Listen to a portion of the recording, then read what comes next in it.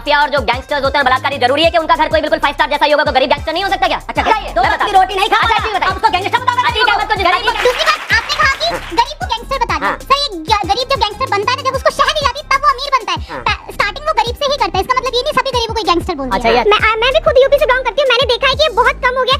पहले मेरे गाजियाबाद में अगर 9 बजे भी लड़की जाती थी तो उसके साथ उसके पेरेंट्स जाते थे। आज लड़कियां 2-2 बजे भी जॉब करके अपने घर पे सेफ आ रही हैं। पूछिए माफिया की बात ये करेंगे क्या? अतीक अहमद को पूछे थे माफिया है। हम जीडीपी पर भी बात करेंगे, हम ईज ऑफ डूइंग बिजनेस पर भी बात करेंगे, हम मैन्युफैक्चरिंग पर भी बात करेंगे। इसके अलावा हर एक चीज पर हम बात। आपकी अनुराग भदौरिया, आपका जो एक्सटेंडेड परिवार है ना, आपके जो अतीक अहमद, मुख्तार अंसारी जैसे 84 लोग हैं ना, हम इनको नमस्कार दोस्तों, जनता दरबार की एक और धमाकेदार वीडियो में आपका स्वागत है। दोस्तों आज की डिबेट होने वाली है बीजेपी के प्रवक्ता शिवम त्यागी, कांग्रेस के प्रवक्ता अभय दुबे, समाजवादी पार्टी के प्रवक्ता अनुराग भदौरिया और पब्लिक के बीच में। दोस्तों ये वीडियो यूपी के माफियाओं का एनकाउंटर को लेकर है, जिसमें अनुराग भदौरिया जी का कहना था कि जिस मंगेश यादव को वो पुलिस ने एनकाउंटर किया है वो घर से काफी गरीब है और उनके साथ अन्याय हुआ है, तो यूपी के सिस्टम उनके साथ अत्याचार किया है। फिर शिवम त्यागी और जनता ने इसकी ऐसी क्लास लगाई है, उसे देख के आपको काफी आनंद आने वाला है। आप लोगों से अनुरोध है कि वीडियो को अंत तक जरूर देखिएगा। चलिए मेन वीडियो को स्टार्ट करते हैं। चलिए शुरू करते हैं। भारतीय जनता पार्टी को समझ में आना चाहिए कि आपकी भाषा शैली कैसी है, आप किस तरह की भाषा शैली का इस्तेमाल कर रहे हो एक पूर्व मुख्यमंत्री के लिए, और आप खुद मुख्यमंत्री हैं तो आपकी भाषा होनी चाहिए जनता के भले के लिए। तो आप भाषा का इस्तेमाल कर रहे हो पूर्व मुख्यमंत्री के बारे में कहने के लिए कि वो 12 बजे उठते हैं, जैसे लगता है कि बाहर दरवाजे पे सब बैठे रहते थे, कब उठ रहे हैं जरा हम देखें कितने बजे उठे हैं। इसके मतलब जो 12 बजे खुद उठते हैं उनको दूसरों का 12 बजे उठा हुआ दिखाई पड़ता है। ये एक 20 साल का लड़का, चूंकि वो मंगेश यादव है, पहली बार उसके ऊपर उसने मुकदमे भी नहीं, आपने 2 दिन पहले आधी रात को उस पर 1 लाख का इनाम घोषित कर दिया।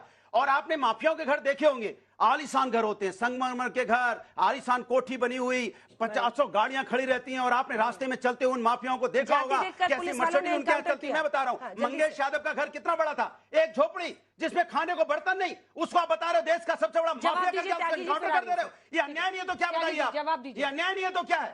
ये अच्छा एक चीज बताइए, कितने लोग सहमत हैं कि माफिया और जो गैंगस्टर्स होते हैं और बलात्कारी जरूरी है कि उनका घर कोई बिल्कुल 5 स्टार जैसा ही होगा, तो गरीब गैंगस्टर नहीं हो सकता क्या? अच्छा गरीब गैंगस्टर नहीं हो सकता क्या बताइए? गरीब आपने अतीक अहमद का अभी एग्जांपल दे रहा हूं, रुकिए अतीक अहमद को जिसने गोली मारी, गरीब गैंगस्टर आप लोगों ने ये गरीब गैंगस्टर प्लीज रुक जाइए, प्लीज रुक जाइए, 2 वक्त की रोटी नहीं खा अच्छा एक चीज बताइए, आप उसको गैंगस्टर बताओगे? अतीक अहमद को जिसने गोली मारी वो गैंगस्टर है कि नहीं? आपको गरीबों को गैंगस्टर बता दोगे आप? अतीक अहमद को जिसने गोली मारी उसके घर में 2 कमरे भी नहीं है, वो गैंगस्टर है कि नहीं है? वो गैंगस्टर है कि नहीं है?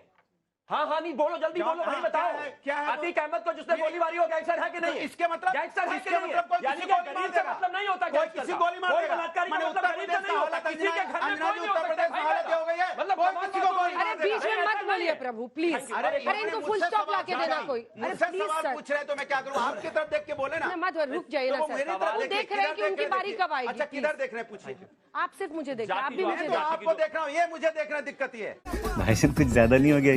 मेरा सवाल सर से है कि सर आप हर बार इस पर्चे को लेके आते हैं कि इतनी चीजें आई, कभी आप सॉल्यूशन के साथ क्यों नहीं आते विपक्ष होने के नाते? है ही नहीं। जब आप सरकार में थे तब भी सॉल्यूशन नहीं था, अब है अब भी सॉल्यूशन नहीं है। सर दूसरी बात आपने कहा कि गरीब को गैंगस्टर बता दिया। सर ये गरीब जब गैंगस्टर बनता है ना, जब उसको शह दी जाती है तब वो अमीर बनता है। स्टार्टिंग वो गरीब से ही करता है, इसका मतलब ये नहीं सभी गरीबों को गैंगस्टर बोल दिया। अच्छा ये अच्छा कि आपने सवाल मुझसे पूछा, सरकार से नहीं पूछा, जवाब उनके पास है। बाप रे, क्या करती हैं आप? नाम क्या है? मैम मैं पीजी कर रही हूँ जर्नलिज्म में। अच्छा आपको बीजेपी की एजेंट लग रही होंगी। मैंने नहीं कहा, अभी आपने बोला ना अधिकार, मैंने कहा कि मुझसे किया उसका सवाल है, पूछने तो दीजिए ना। मैंने कहा सरकार के पास जवाब नहीं है, अच्छा हुआ मुझसे पूछा, ये बात कही मैंने। बोलिए, हर सवाल का स्वागत। छोटा छोटा जवाब जल्दी से। देखिए ये जो मर्यादा पुरुषोत्तम राम की बात की, जासु राजप्रिय प्रजा दुखारी सो इन पवसी नरक अधिकारी। राम जी कहते हैं कि उस राजा को नरक का अधिकारी बना देता हूं जिसके राज में प्रजा को दुख भोगना पड़े।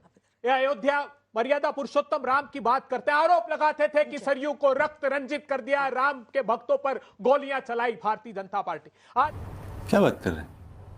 सर मेरा सवाल आपसे है, मैं जानना चाहता हूं कि विनेश फोगाट कांग्रेस को ज्वाइन किया है। सर क्या जरूरी है किसी को जस्टिस चाहिए तो वो मतलब किसी पार्टी को ही ज्वाइन करेंगी? उनको जस्टिस तो वैसे भी मिल सकता था, बट उन्हें पार्टी ही ज्वाइन क्यों की? सर तो क्या बात, ये प्रजातांत्रिक अधिकार है और बहुत अच्छा प्रश्न किया, आपके प्रश्न के लिए साधुवाद। प्रधानमंत्री जी को चाहिए था कि न्याय दे देते उन पहलवानों को। वो तो आई थी दिल्ली के दरवाजे पर और प्रधानमंत्री जी तो पहले नाम से पुकारते थे, नाम लेना तक नहीं उचित समझा। तो उनको लगा कि प्रधानमंत्री जी और भारतीय जनता पार्टी जिस भाषा में समझती है उसी में जवाब देना होगा। मैं राजनीति में परास्त करके दिखाऊंगी और ये संदेश समाज में दूंगी कि मेरे साथ न्याय नहीं किया, मैं खुद न्याय देने के लिए। मेरा क्वेश्चन आपसे ये है, जैसा कि आपने अभी कहा कि एनकाउंटर हो रहा है, क्राइम हो रहे हैं, तो लोग इन चीजों में ज्यादा बढ़ रहे हैं, बट ऐसा तो नहीं है कोई भी पार्टी हो, कोई भी हो, क्या हम कोई भी आम व्यक्ति से कह सकते हैं कि आप ऐसा करें? मैं भी खुद यूपी से बिलोंग करती हूँ, मैंने देखा है कि ये बहुत कम हो गया है।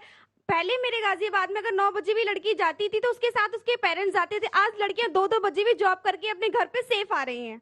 आज हालत यह है कि योगी जी ने, अभी उत्तर प्रदेश के मुख्यमंत्री जी ने स्मार्टफोन बांटा था, बांट के गए नहीं थे, स्मार्टफोन लेके निकला बाहर तो लूट लिया गया। तू समझा?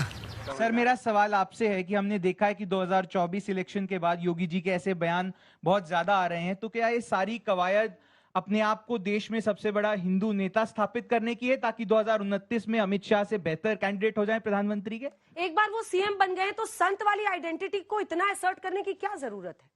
मैं मानता हूं क्योंकि वो संत है। अब अगर कोई संत है तो वो संत ही रहेगा। अगर अंजना जी कल राजनीति में आ जाए, अगर आ जाए, तो मैं मानता हूं उनकी दोनों पर्सनालिटी बराबर चलेंगे। लोग आपको पत्रकार के तौर पर भी याद रखेंगे और नेता के तौर पर भी।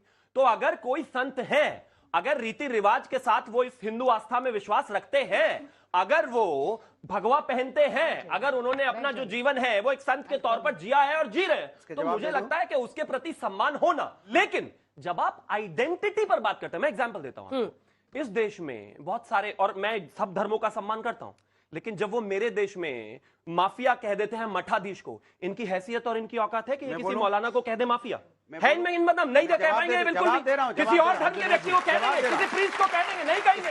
मैं कहता हूं कहना भी नहीं चाहिए, लेकिन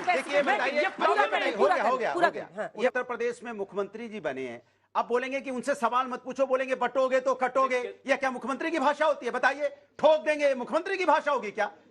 बताइए आप, औरंगजेब की आत्मा घुस गई, मुख्यमंत्री की भाषा होगी क्या? ये मुख्यमंत्री की भाषा होगी? मुख्यमंत्री की भाषा होगी कैसे समझाना, कैसे हम एकता बनाएं, कैसे नफरत समाज के अंदर कम हो, कैसे हम उत्तर प्रदेश को एक रखें, कैसे लोगों में आपस में माफियाओं को थोड़ी एक रखना है। नहीं, आपकी माफियाओं को थोड़ी एक रखना है। माफिया की कौन बात कर रहा है? माफिया की कौन बात कर रहा है? माफिया के लिए बोला गया? बांटो के कटोगे माफिया के लिए बोला गया? सवाल माफिया पर था। नहीं, माफिया, अरे अच्छा सवाल नहीं पूछा। अच्छा पूछिए, माफिया की बात ये करेंगे क्या? अतीक अहमद वो पूछे थे माफिया है या नहीं? मैं नहीं बताऊंगा। अन्य धर्मों के लोगों को माफिया कहना या धूर्त कहने की आप में हिम्मत है? ये प्रश्न था। किसको माफिया? अरे जो माफिया उसको माफिया कहा जाएगा। अतीक अहमद, तो अतीक अहमद था, उसको अतीक अहमद को उसके पास केसेस थे तो सबने माना, किसने नहीं माना? लेकिन भारतीय जनता पार्टी सिर्फ उस बात की राजनीति करेगी, ठीक नहीं है। हमने उत्तर प्रदेश में पहले जब ये अपनी सरकार में थे, 2 एयरपोर्ट्स थे फंक्शनल, हमने 10 बना दिया। हम इस पर भी बात करेंगे, लेकिन अगर ये सोचते हैं कि उसके साथ साथ हम माफिया को छोड़ दें तो हम छोड़ेंगे नहीं। उत्तर प्रदेश में जब ये थे, वहां पर बिजली का जो था मेगावाट प्रोडक्शन वो 56,000 था, हमने 88,000 कर दिया। लेकिन हम इस पर बात करने के साथ साथ सुरक्षा व्यवस्था पर बात करेंगे। अभी प्लीज रुकिए, इसके अलावा अगर अपनी बीच में नहीं, अभी रुकिए ना, इसके अलावा प्लीज आप तो ऐसे हम जीडीपी पर भी बात करेंगे, हम ईज ऑफ डूइंग बिजनेस पर भी बात करेंगे, हम मैन्युफैक्चरिंग पर भी बात करेंगे, इसके अलावा हर एक चीज पर हम बात करेंगे। और रही बात परीक्षा, परीक्षा की, 32 लाख परीक्षार्थियों ने अभी परीक्षा दी है उत्तर प्रदेश में। बिल्कुल एकदम कोई भी नकल, कोई पेपर माफिया कोई नहीं आ पाया। उनके क्षेत्र में राजस्थान में अभी एक परीक्षा हुई थी इनके समय में, वहां पर जो पेपर लीक वाला व्यक्ति था उसको सलमान खुर्शीद जो है बचाने पहुंच गए। उसका बताइए क्या किया जाए? आप ही के जो केंद्रीय मंत्री हैं वो लोग पेपर लीक वालों को बचा रहे हैं, उस पर जवाब दीजिए ना। हमने तो करा दी परीक्षा बिल्कुल सही तरीके से, लेकिन आपको भी करानी पड़ेगी। लेकिन इसके साथ साथ अगर आप ये सोचते हैं कि हम इनके माफियाओं पर बात नहीं करेंगे, तो माफ कीजिए अनुराग भदौरिया, आपका जो एक्सटेंडेड परिवार है ना, आपके जो अतीक अहमद, मुख्तार अंसारी जैसे 84 लोग हैं ना, हम इनको बख्शेंगे नहीं, इनको नहीं बख्शेंगे। कितना भी दर्द होता रहे, इनको नहीं बख्शेंगे। डेवलपमेंट की बात होगी, लेकिन इसी प्लान पर तो योगी फिर से जीत के आए ना। इसी प्लान पर वो जीत के आए ना। कानून व्यवस्था सबसे बड़ा मुद्दा बना और लोग ये मानते थे कि समाजवादी, हम लोग भी थे जिस दौरान विधानसभा चुनाव हो रहे थे, लोग ये मानते थे कि समाजवादी पार्टी के दौरान जिस तरह की कानून व्यवस्था थी उसको योगी ने बहुत संभाला। मजा आया। दोस्तों वीडियो को अंत तक देखने के लिए धन्यवाद। तो दोस्तों आज का ये वीडियो आप लोग को कैसा लगा आप लोग कमेंट सेक्शन में अपनी राय जरूर दे सकते हैं। अगर आप लोग हमारे चैनल पे नए हैं तो चैनल को सब्सक्राइब एंड बेल आइकन को प्रेस कर लीजिएगा। हम हमेशा लाते रहते हैं आप लोगों के लिए लेटेस्ट डिबेट वीडियो। चलिए दोस्तों मिलते हैं कोई और लेटेस्ट डिबेट वीडियो में, तब तक के लिए जय हिंद, जय भारत, वंदे मातरम।